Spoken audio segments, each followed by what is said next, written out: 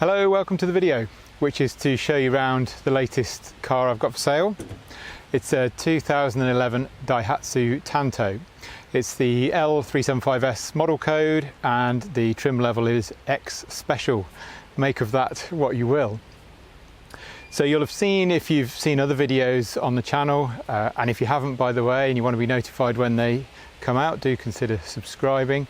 You'll have seen other videos on the channel featuring the Honda N-Box, and this is most definitely, as you can probably tell by the shape, Daihatsu's competitor to the N-Box. I'm not sure which came first, but particularly notable is that the N-Box comes in standard and custom sort of trim lines, and lo and behold, what do you know, so does the Daihatsu. So this is the standard Tanto, if you will. There's a Daihatsu Tanto Custom as well. This is a keicar, and more about that on the website andrewsjapanesecars.com if you're interested in what that means. There's an article about it there. Briefly, it means they're limited in size and in engine capacity. So this is a 660cc 3-cylinder petrol engine with CVT automatic transmission. So limited in size of the physical size of the car, engine size and engine performance as well, in exchange for cheaper registration, running costs, etc. This was a grade 4 at auction in Japan. I chose this and imported it myself, as I do with all the cars I sell. I'll show you around the outside first of all.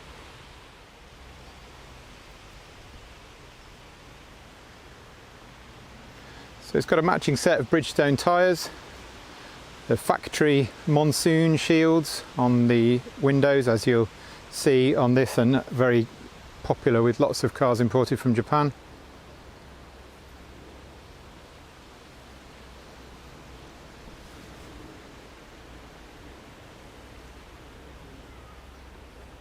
The eagle-eyed of you might notice a minor indiscretion on the rear bumper, lower tailgate there. I've priced the car accordingly with that in mind. There's a nice bit of asymmetry with the design of these cars, and I don't mean it's got a steering wheel on one side and not on the other. I'm referring to the doors, so I just mentioned it as we're coming around to this door here. I'll show you a little bit more in a minute.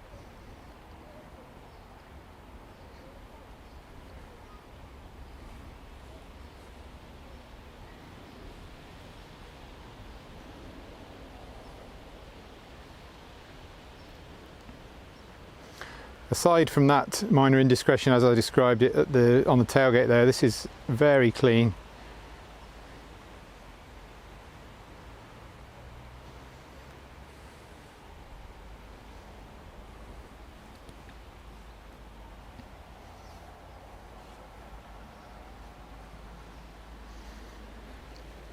So it's got keyless entry, keyless start, comes with 2 keys. So remote central locking as well. Electric windows all round, power mirrors, fairly standard stuff. Nice set of factory Tanto branded mats. You'll see the same in the rear as well.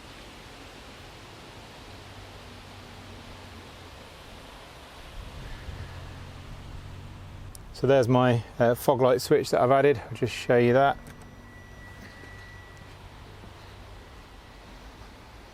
So you'll see I've converted the offside reversing light into a fog light.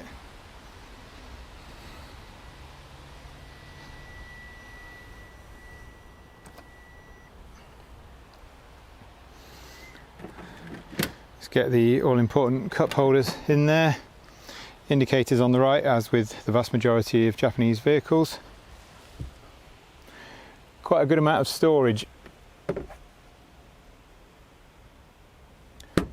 It's got the central speedometer there.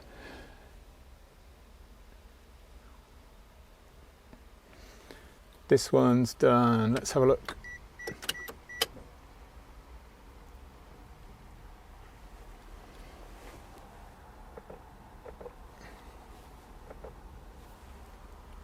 (109,169 kilometers. That'll go up slightly, obviously.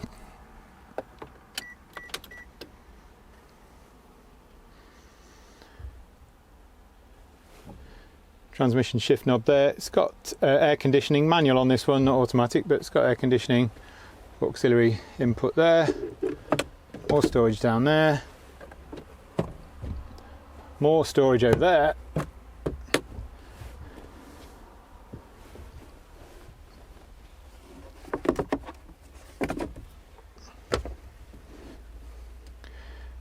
and we've got the original owner's manual in Japanese, obviously, and then the maintenance information. There's a number of previous services in that book.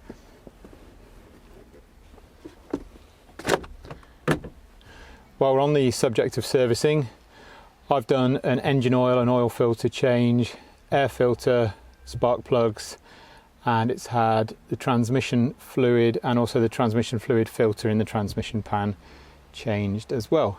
Passed the MOT with no advisories, which is always nice.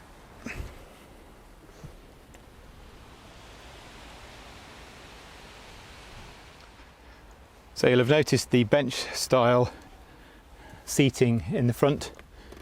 We have armrest shared between, hopefully shared nicely between driver and passenger, and a little storage container in there as well.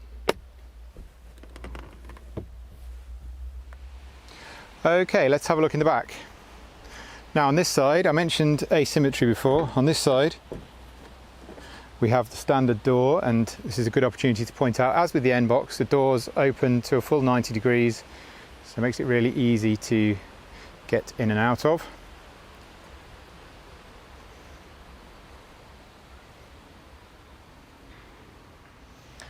I'll show you what I was referring to earlier about the other side of the car. So I'll put the camera on the tripod so you can see a little bit better. So this is a sliding door.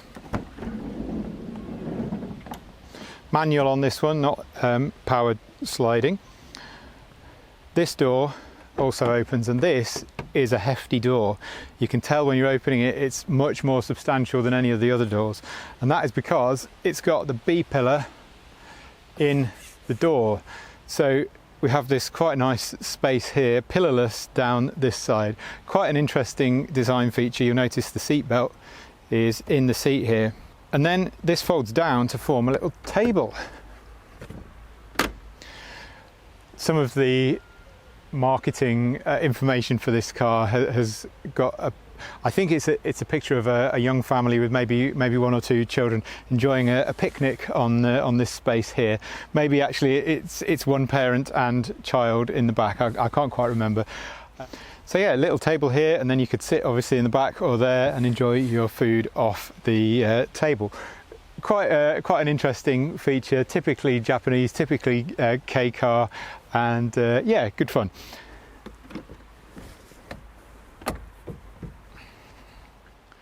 So let's talk about legroom while we're here. I'm going to cover that a little bit more when we go on the test drive, which we'll do in a minute. I'm 6 feet tall.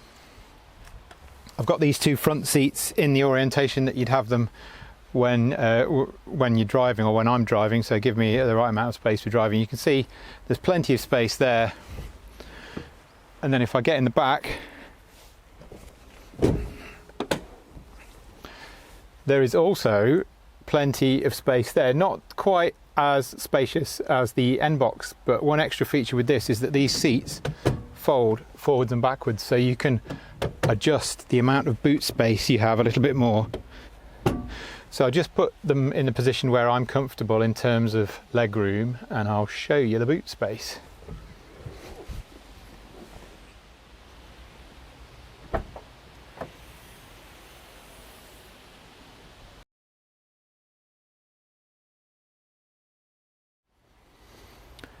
So there you go, not masses of space, but actually there's more there than there would be in an N-box, for example.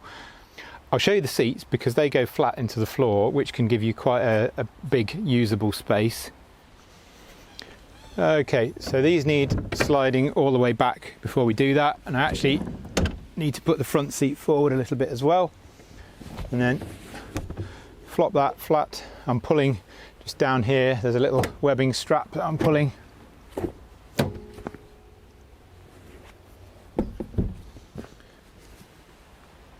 So hopefully that gives you a good indication. There's you've got quite a sizable boot space here. You know, that would easily fit one of those meter cubed builder's bags of garden waste or something like that.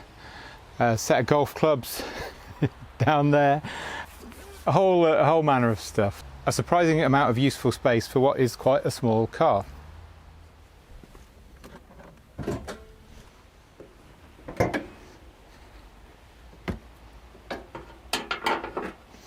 That's just reminded me I've changed the coolant too, because I didn't feel it was quite up to UK spec in terms of the lower protection point, lower temperature protection point. So changed the coolant too.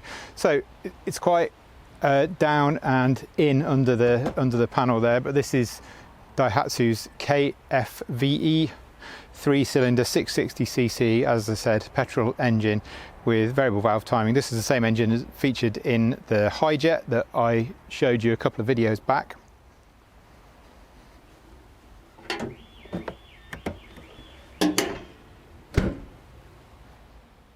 So just start it up to show you all the warning lights coming on and going off.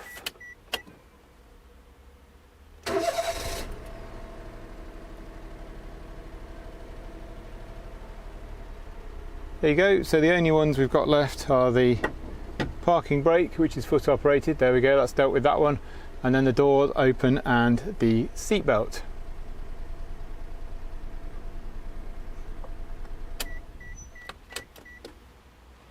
Actually, while I'm on the subject of engines, let's talk about emissions. This is something that is on a lot of people's mind, particularly people who contact me via the website andrewsjapanesecars.com. So this one is ULEZ compliant, as in it's exempt from ULEZ charging, and it's also exempt from charging in all of the other clean air zones that are cropping up around the country, as per the government website.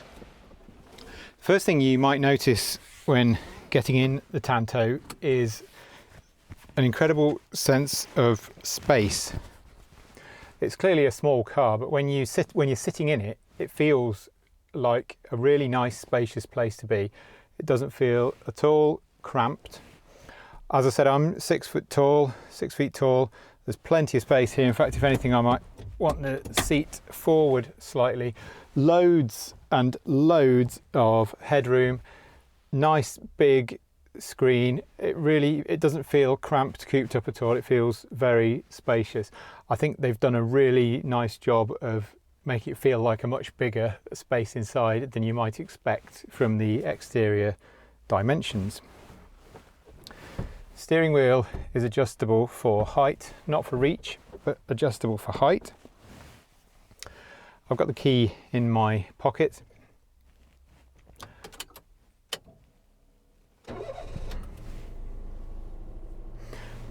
Starts straight up. Oh, I didn't have the brake on. Release the brake if you have put it on. I did that earlier in the video, didn't I? And then down into drive.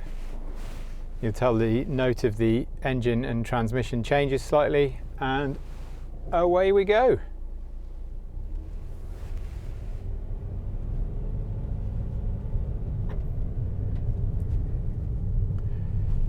If you've not driven a CVT automatic transmission vehicle before, it will take a little bit of getting used to, because unlike a manual or standard automatic, there aren't actually any gears. CVT stands for continuously variable. So if you're familiar with how a scooter transmission works with a pulley with varying sizes of cone, then that's basically the same for this, but it's not a rubber belt, it's a steel belt, and the cone sizes are hydraulically controlled.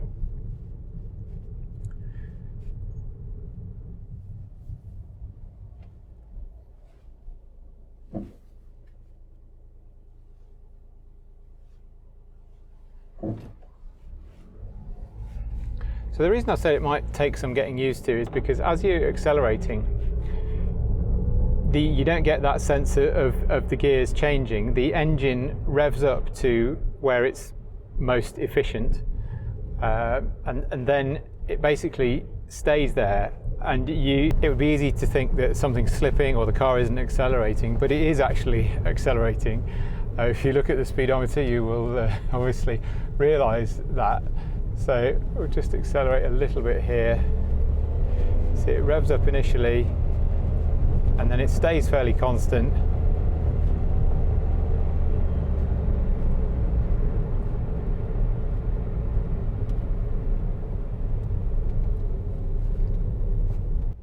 There is a little bit of body roll in the corners, as you would hopefully expect for a car that's taller than it is wide.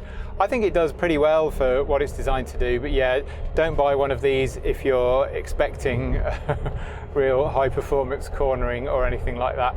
I hope that's obvious from the type of car it is, but you know, just in case.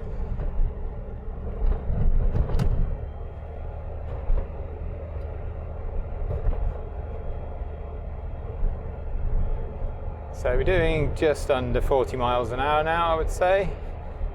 Speedometers in kilometers, and I leave all of the speedometers in all of the cars I import in kilometers. I like to leave them completely standard. Some of my customers have told me they prefer it that way. If you want it converting to miles an hour, then we can talk about the various options for doing that.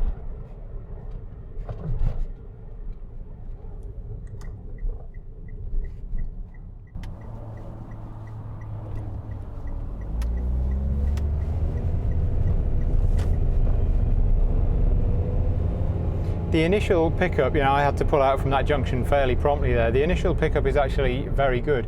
These are designed primarily, I suppose, for around town, around city use, although they're fairly capable on open A roads, B roads as well.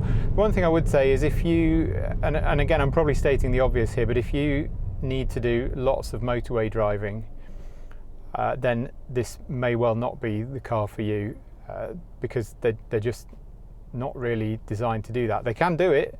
It will do 70, although it feels much more comfortable at around about 60. The speed limit in Japan and the majority of larger roads, dual carriageways, etc., is 100 kilometers per hour, which officially equates to 62 miles an hour, as you may well know from all the 0 to 62 times that we see when we're comparing vehicles' performance. Very comfortable to drive, nice driving position, sitting quite high up in the vehicle, plenty of room to stretch the legs out.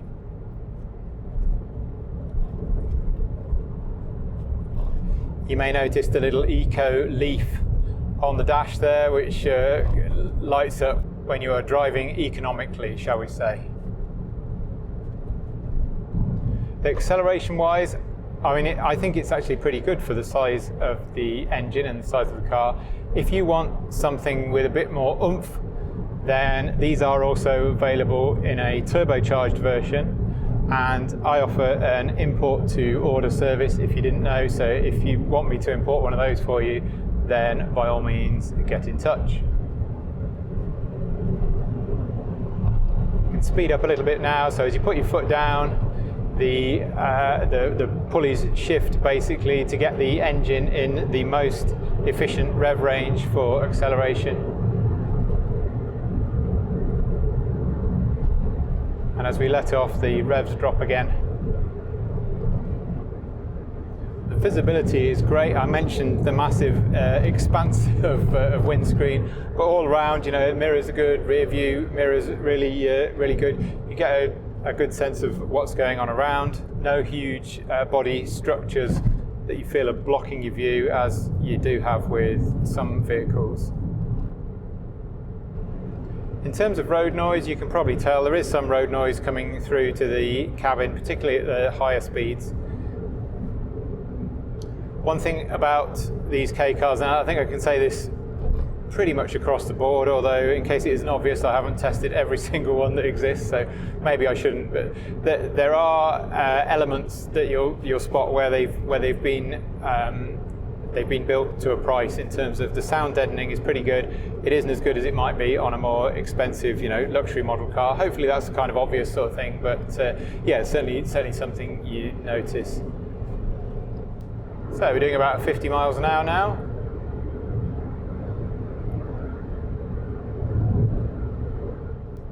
The suspension copes very well with the multitude of bumps that we have on the UK roads. If you've been to Japan, you'll know that their roads are substantially better in terms of condition, in terms of smoothness than we're used to over here. But as I say, the car copes very well. It's 14-inch wheels on this one. Okay, brakes are really strong. It brakes straight, as hopefully you'd expect for something that passed the MOT with no advisories. The brakes are wonderfully simple on cars like this. Because it's so light, it doesn't need to have huge, vented discs, multiple piston calipers or anything like that. So yeah, wonderfully simple.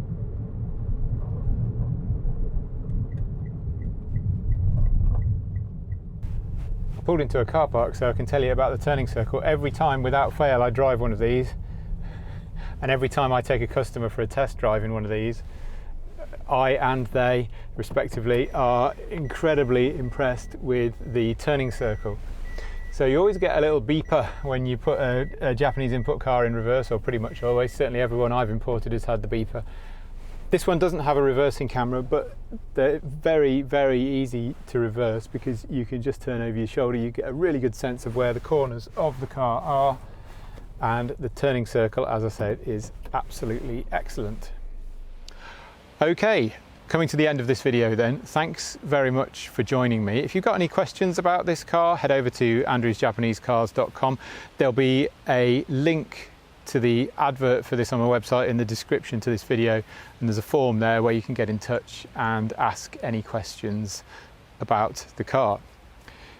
If you're so taken with it that you would like to buy it, then obviously I would love to sell it to you. So you can also get in touch with me to arrange to come and have a look at it and arrange a test drive via that link that I'll put in the video description as well. Thanks for joining me. This is a 2011 Daihatsu Tanto.